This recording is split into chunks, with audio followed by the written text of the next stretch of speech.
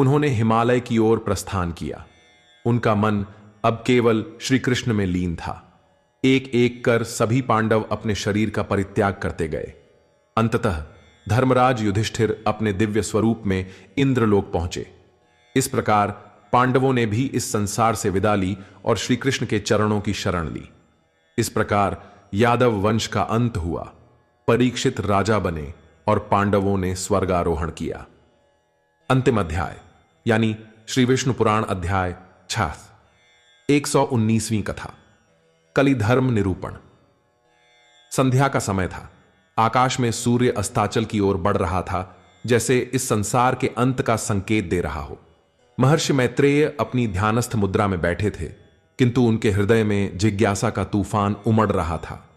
उन्होंने श्री पराशर जी की ओर देखा और विनम्रतापूर्वक बोले, हे भगवन, आपने सृष्टि की रचना, वंश परंपरा, मनवंतर व्यवस्था और युग धर्म का विस्तार से वर्णन किया। अब मैं यह जानना चाहता हूं कि जब यह सृष्टि अपने अंत की ओर बढ़ती है, जब धर्म का क्षय हो जाता है और पाप की वृद्धि होती है, तब संसार का क्या स्वरूप होता है?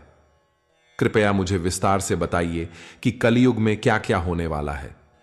श्री पराशर जी गहरी दृष्टि से देखते हुए बोले, हे मैत्रेय, जब कल्पांत का समय आता है तब संपूर्ण सृष्टि महाप्रलय में विलीन हो जाती है, किंतु उससे पहले भी एक और विनाश होता है, नैतिक विनाश, अधर्म का उत्थान। वह समय होता है कलियुग, जब धर्म के 4 चरणों में से 3 नष्ट हो जाते हैं और केवल एक चरण बचता है, वह भी अत्यंत दुर्बल। श्री मैत्रेय जी जिज्ञासा पूर्वक बोले, हे महर्षि, कलियुग का स्वरूप कैसा होगा? क्या धर्म की कोई रक्षा होगी या फिर वह पूर्णतः विलुप्त हो जाएगा? श्री पराशर जी ने गंभीर स्वर में कहा, हे द्विज श्रेष्ठ, कलियुग में धर्म अपनी मूल प्रकृति को खो देगा। मनुष्यों की प्रवृत्ति वर्णाश्रम धर्म के अनुरूप नहीं रहेगी। वेद, यज्ञ, दान, तप, ये सब नाम मात्र के रह जाएंगे। लोग केवल दिखावे के लिए धार्मिक कर्म करेंगे, किंतु उनका अंतःकरण भ्रष्ट हो जाएगा। कलियुग में कौन होगा राजा? हे मैत्रेय, कलियुग में बल ही धर्म बन जाएगा। जो अधिक शक्तिशाली होगा वही राजा होगा, चाहे वह किसी भी कुल में उत्पन्न हुआ हो। धनवान ही विद्वान माना जाएगा और दान ही कुलीनता का आधार होगा। ब्राह्मण, क्षत्रिय, वैश्य और शूद्र, इनमें कोई भेद नहीं रहेगा। केवल धन ही सबसे बड़ा धर्म बन जाएगा। कैसा होगा समाज? हे मुनिवर, कलियुग में विवाह, गुरु शिष्य संबंध, दाम्पत्य जीवन और यज्ञों की परंपरा समाप्त हो जाएगी। धर्म का पालन करने वाले लोग अपमानित किए जाएंगे और जो अधर्मी होंगे वे सम्मानित होंगे। माता पिता और गुरुजनों का सम्मान समाप्त हो जाएगा और लोग केवल अपने स्वार्थ की पूर्ति में लगे रहेंगे। लोग तीर्थों का भ्रमण और व्रत केवल अपने शरीर को कष्ट देने के लिए करेंगे, न कि सच्ची श्रद्धा से। ब्राह्मण पाखंड को ही धर्म मान लेंगे और जो कोई भी अधिक दान देगा वही पूज्य होगा। स्त्रियों की स्थिति कैसी होगी? हे मैत्रेय, कलियुग में स्त्रियां केवल धनवान पुरुषों के प्रति आकर्षित होंगी। वे अपने पतियों से धन के आधार पर प्रेम करेंगी, न कि उनके गुणों के कारण। सुहागिन स्त्रियां अपने पतियों को त्याग देंगी और जो पुरुष धनवान होगा वही उनकी पहली पसंद बनेगा। केशों को ही वे अपने सौंदर्य का सबसे बड़ा गहना मानेंगी, क्योंकि अन्य आभूषण दुर्लभ हो जाएंगे। संसार में सत्य, प्रेम और करुणा समाप्त हो जाएंगे। लोग केवल अपने सुख और वासना की पूर्ति के लिए जीवन जिएंगे। स्त्रियां अल्प बुद्धि और अधिक संतान उत्पन्न करने वाली होंगी, किंतु उनमें दया और स्नेह का अभाव होगा। कैसे होंगे राजा और शासक? हे मुनिवर, कलियुग में राजा और शासक अपनी प्रजा की रक्षा नहीं करेंगे। वे कर वसूलने के बहाने जनता का शोषण करेंगे और अपने वैभव में लिप्त रहेंगे। जिनके पास हाथी, घोड़े और रथ होंगे वही राजा बनेगा, और जिनके पास शक्ति नहीं होगी वे दास बना दिए जाएंगे। वैश्य अपने कर्म को त्याग कर अन्यायपूर्ण मार्ग अपनाएंगे और शूद्र संन्यास लेकर भिक्षावृत्ति में लग जाएंगे। कैसा होगा भोजन और जलवायु? हे मुनिवर, कलयुग में लोग बिना स्नान किए भोजन करेंगे और देवताओं, पितरों और अतिथियों का सत्कार करना बंद कर देंगे। अनावृष्टि के कारण लोग अन्न के अभाव में भूखे मरेंगे। जिनके पास कुछ भी नहीं होगा वे आत्महत्या तक करने पर विवश हो जाएंगे। धूप और वर्षा के अनियमित होने के कारण फसलें नष्ट हो जाएंगी और समुद्र में भीषण हलचल होगी। लोगों के वस्त्र मोटे सन झूठ के बने होंगे और अधिकतर वृक्ष शमी बबूल के होंगे। गायें दूध नहीं देंगी और केवल बकरी का दूध ही उपलब्ध होगा। कैसा होगा परिवार? हे मैत्रेय, कलयुग में सास और ससुर ही लोगों के गुरु बन जाएंगे और पत्नी तथा साले ही उनके सच्चे मित्र माने जाएंगे। लोग अपने कर्मों का दोष भगवान पर डाल देंगे और कहेंगे, इसमें किसका दोष है? यह सब भाग्य का खेल है। लोग अपने माता पिता का अनादर करेंगे और रिश्तों की पवित्रता नष्ट हो जाएगी। छोटे छोटे बालक भी अधर्म में प्रवृत्त होंगे और 12 वर्ष की अवस्था में ही बाल पकने लगेंगे। 20 वर्ष की उम्र से पहले ही लोग काल के गाल में समा जाएंगे। कैसा होगा धर्म और ज्ञान? हे मुनिवर, कलयुग में धर्म का वास्तविक स्वरूप समाप्त हो जाएगा। वेदों के प्रति श्रद्धा समाप्त हो जाएगी और पाखंड अपने चरम पर होगा। लोगों को धर्म का सही स्वरूप समझाने वाला कोई नहीं बचेगा। जो लोग वेद, शास्त्र और धर्म की बात करेंगे वे उपहास के पात्र बनेंगे और अधर्म का प्रचार करने वाले पूजे जाएंगे। राजा और राज्य व्यवस्था भी अधर्म का समर्थन करेगी और जनता को भ्रष्टाचार के दलदल में धकेल देगी। कलयुग के अंत में क्या होगा? हे मैत्रेय, जब धर्म पूरी तरह नष्ट हो जाएगा, जब पाप अपनी चरम सीमा पर होगा, तब भगवान विष्णु कल की अवतार के रूप में प्रकट होंगे। वे अपने दिव्य अस्त्रों से समस्त अधर्मियों और पापियों का संहार करेंगे। कल की अवतार के प्रभाव से पुनः सत्य युग का प्रारंभ होगा। धर्म चारों चरणों में स्थापित होगा और अधर्म का अंत होगा।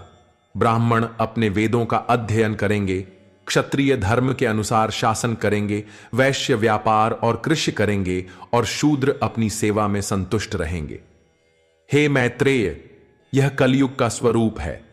जो पुरुष इस कथा को ध्यानपूर्वक सुनता है वह कलयुग के प्रभाव से मुक्त होकर भगवान विष्णु की भक्ति में स्थिर हो जाता है। 120वीं कथा। श्री व्यास जी द्वारा कलयुग, शूद्र और स्त्रियों का महत्व वर्णन। संध्या का समय था। महर्षि व्यास गंगा जी में स्नान कर रहे थे। उनके लंबे जटाजूट से जल की बूंदें टपक रही थीं और उनका ध्यान किसी गूढ़ विचार में मग्न था। तभी पास ही कुछ आर्षि मुनि एकत्रित हुए। वे किसी विशेष जिज्ञासा को लेकर व्यास जी के पास पहुंचे थे।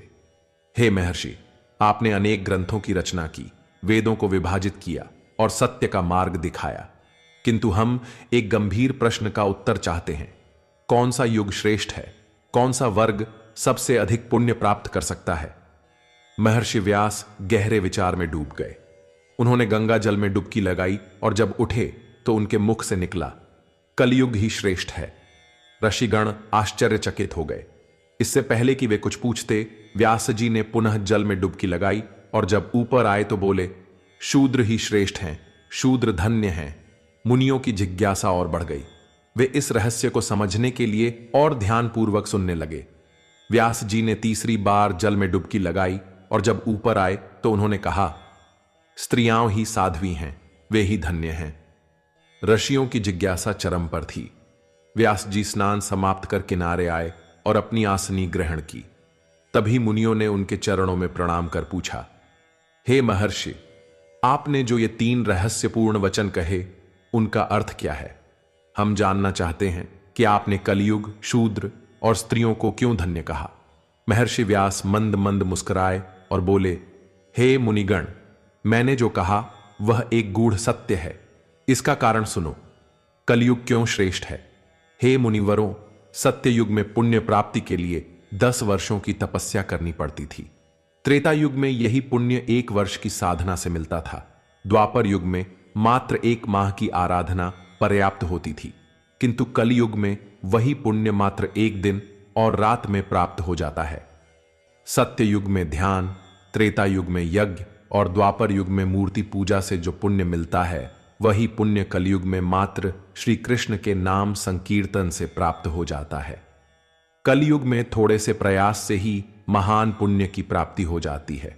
जो पुण्य अन्य युगों में कठिन तपस्या से मिलता था वह कलयुग में सहज ही सुलभ हो जाता है।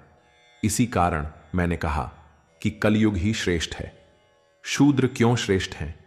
हे मुनिश्रेष्ठो, द्विजों को वेदाध्ययन, ब्रह्मचर्य, यज्ञ, दान और नियमों का कठोर पालन करना पड़ता है। वे यदि किसी भी कार्य में अनुचित आचरण करें तो उन्हें दोष लगता है, किंतु शूद्रों के लिए यह नियम नहीं है। ब्राह्मणों को स्वधर्मानुसार आचरण करना होता है। वे व्यर्थ वार्तालाप नहीं कर सकते, व्यर्थ भोजन नहीं कर सकते और अनुचित यज्ञ भी उनके पतन का कारण बन सकता है। किंतु शूद्र केवल द्विजों की सेवा करके ही पुण्य प्राप्त कर लेता है। शूद्र को भोजन और पेय पदार्थों में किसी प्रकार की बाध्यता नहीं है। उसके लिए कोई विशेष व्रत नियम नहीं है। मात्र सेवा और समर्पण से वह उतना ही पुण्य प्राप्त कर लेता है जितना एक द्विज को कठोर साधना से मिलता है। इसी कारण मैंने कहा कि शूद्र धन्य हैं। स्त्रियां क्यों श्रेष्ठ हैं? हे मुनिवरों, पुरुषों को अपने धर्मानुकूल अर्जित धन से दान, यज्ञ और अन्य धार्मिक कृत्य करने पड़ते हैं। धन अर्जन में भी उन्हें कठिन परिश्रम करना पड़ता है और यदि वे अनुचित मार्ग अपनाएं तो उनका पुण्य नष्ट हो जाता है। किंतु स्त्रियां केवल अपने पति की सेवा करके ही वही पुण्य प्राप्त कर लेती हैं। जो पुण्य पुरुषों को कठोर तपस्या और धर्म पालन से मिलता है, वही स्त्रियां अपने पातिव्रत्य धर्म से सहज ही प्राप्त कर लेती हैं। उन्हें कोई कठिन व्रत, यज्ञ या तपस्या करने की आवश्यकता नहीं होती। वे मात्र अपने पति की सेवा कर धर्म के उच्चतम लोकों की प्राप्ति कर लेती हैं। हे मुनिवर, यही कारण है कि मैंने कहा कि स्त्रियां साध्वी और धन्य हैं। ऋषियों की जिज्ञासा समाप्त हुई। महर्षि व्यास के ये वचन सुनकर समस्त अर्षिगण विस्मय में पड़ गए। वे सब उनकी महिमा का गुणगान करने लगे और बार बार उनकी स्तुति करने लगे। महर्षि व्यास जी ने पुनः कहा, हे द्विज श्रेष्ठ हो, कलयुग में धर्म पालन अत्यंत सरल है। मात्र श्री कृष्ण के नाम संकीर्तन से मनुष्य समस्त बंधनों से मुक्त होकर परम धाम प्राप्त कर सकता है। सत्ययुग, त्रेता युग और द्वापर युग में पुण्य अर्जन कठिन था, किंतु कलयुग में थोड़ा सा भी ईश्वर भजन मनुष्य को भवसागर से पार कर सकता है। महर्षि पराशर जी बोले, हे मैत्रेय, महर्षि व्यास के इन दिव्य वचनों को सुनकर समस्त ऋषिगण प्रसन्न हो गए। उन्होंने व्यास जी को बार बार प्रणाम किया और जहां से आए थे वहीं लौट गए। हे महाभाग, मैंने तुम्हें यह रहस्य उजागर कर